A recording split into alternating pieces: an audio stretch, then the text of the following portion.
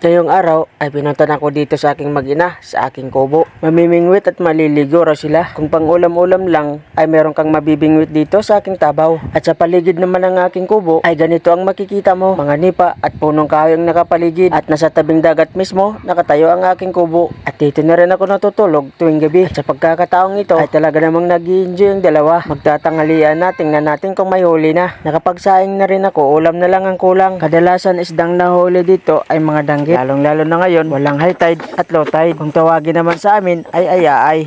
Hi! Hi guys! Hi classmate! Adi may amoy dagat. Nilay po ko.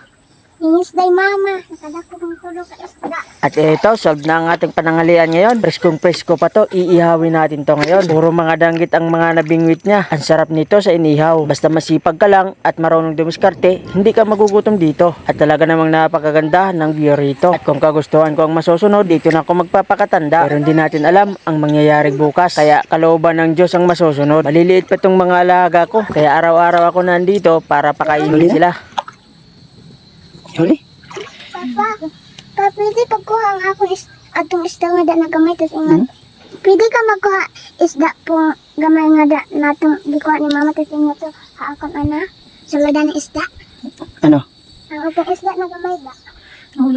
At hindi na natin patatagalin to. Iihawin na natin to para makapagpananghalian na tayo. Kung maabot ka dito sa bahagi ng video ko na ito, pwede mo bang i-like at comment na rin kung gusto mo ang mga ganitong lugar. At pakishare na rin ang aking video bilang pagpapakita ng inyong suporta. Maaring hindi ganitong uri ng video ang iyong gusto, pero umabot ka dito sa bahagi ng video na ito, maaaring hindi mo na makita uli ang aking mga video. Kung hindi ka pa nakafollow, mag-follow ka na. Tamang-tama, luto ng aking sinaing. Paininin lang natin ito at maya-maya ay mag-iihaw na tayo. Hanggang sa susunod kong video, samahan nyo ako uli. Maraming salamat sa panonood ng aking video at ikay umabot dito sa bahagi na ito. Magkita ulit tayo sa susunod kong video. Maraming salamat.